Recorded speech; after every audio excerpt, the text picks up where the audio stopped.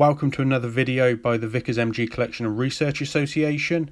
Hopefully you've watched the sort of wider collection videos that we've got going around our storage room, but this is going to look into something a little bit more specific. One of the first things I want to cover in these videos from the collection is one of the newest acquisitions, so a load of Packsaddlery. This is actually artillery Packsaddlery, but the Vickers machine gunners used Packsaddlery quite extensively with the horses from their limbered wagons, and this is going to substitute for the general service Packsaddlery that would have properly been used. But as far as I can tell, it's pretty universal, all the different types of Packsaddlery. There's lots of components to it. There's some more bits over here, some surcingles. This isn't pure artillery Packsaddlery, artillery ammunition. Because there are some general service parts in here to make it fit, and we're going to make it fit on one of the mannequin horses that you'll have seen in the collection videos. So let's see how it goes. It's been quite a while since I've put a saddle on a horse, probably about 12 to 15 years, so let's see what I can remember. This is in its barest component, so the first thing we've got to do is attach everything to the tree, and this is the tree, so a couple of wood blocks on a metal frame. These panels are what protects the horse and supports some of the weight. So those panels have got to fit on that tree using these short straps. It's quite fiddly to fit the straps on, so and it took a long time. So I've speeded up the video in quite a few parts of this recording.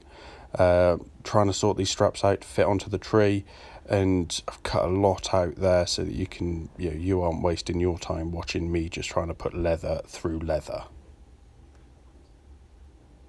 Those short leather straps, 4 places, 2 at the top there and 2 at the bottom as well. So these 2 at the bottom, much easier to put on, quite quick to put on really. It was actually easier to put those on first and then tighten up the top layers, but yeah, it holds it all quite securely, and you can see the layers there. And it's all really nicely wartime dated Packsaddlery. Now that's all put together, we can start to assemble it onto the horses using one of the mannequin horses in the collection. The first thing to do is to put the saddle on, so that goes below the panels. Saddle folded in from either end of the horse so that you don't get any sort of rough edges. And this isn't a proper Packsaddlery saddle, they're much bigger and much thicker I believe, just don't have one in the collection at the moment. The horse is then ready for the saddle itself, and it just plonks on top there. This one sits really high. I probably could have taken some of the padding out of the panels to make it sit a little bit lower. It's really high on the withers, but you can see how it sits there.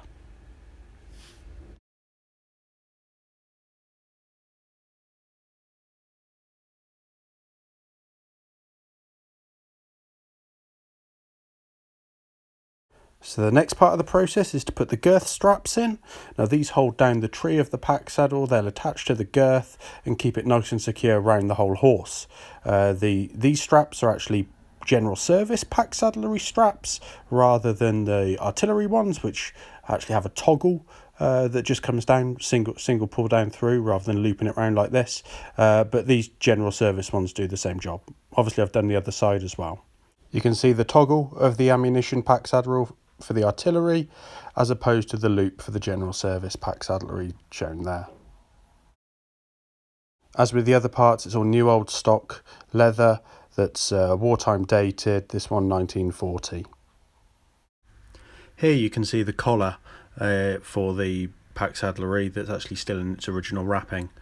Opened up, it actually turns out to be a harness pole collar, so these connected into the harness. It's for draft horses, but clearly works with the Packsaddlery ammunition as well, so or the artillery. And you load it on, it's really heavy duty. This example, it's got a small sort of pad that fits over the neck of the horse there, and then the chains go around the hooks at the front of the saddle, and yeah, this effectively all tightens up to give the horse something to pull against, particularly when it's going to be connected up against or connected with poles as well.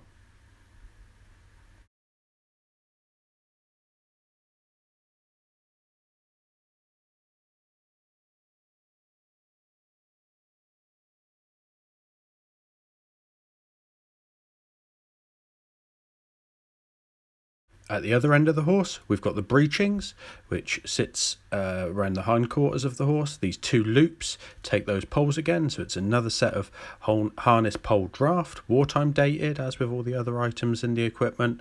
And yeah, there we are, still in its original packaging.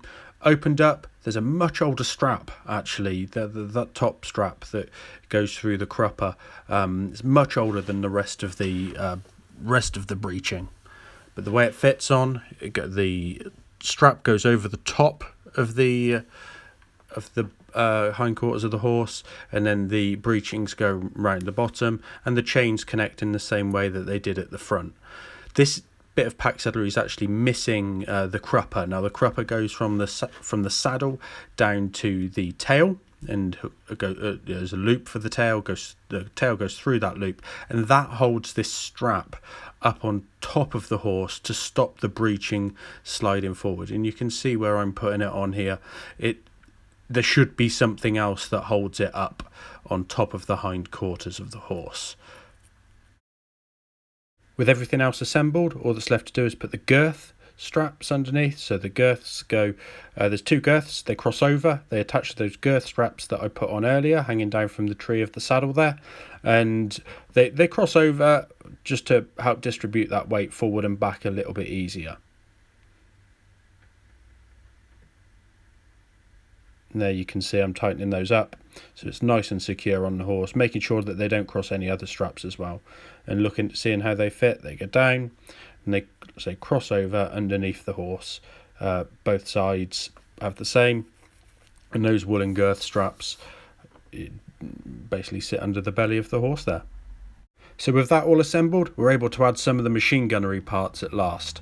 And this is one of the long canvas cases. The gun's normally hung from two hangers on the off side of the horse, and then on the near side they'd have the ammunition.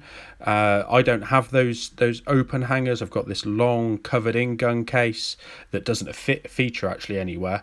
The hangers normally are just these leather straps, much more open and exposed to the elements, and you'd have the gun hanger and then a separate tripod hanger.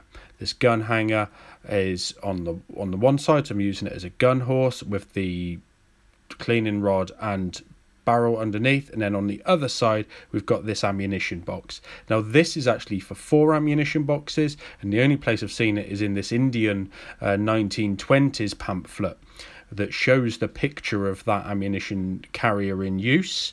In the manual, normally you see 3, but once you've got that all loaded up, you put this last strap round the whole thing, a surcingle, it's white webbing strap with the leather strap on top of that. That holds everything together really nice and securely, stops everything moving round, holds it tight into the horse, into the saddle, so that nothing shifts or slips.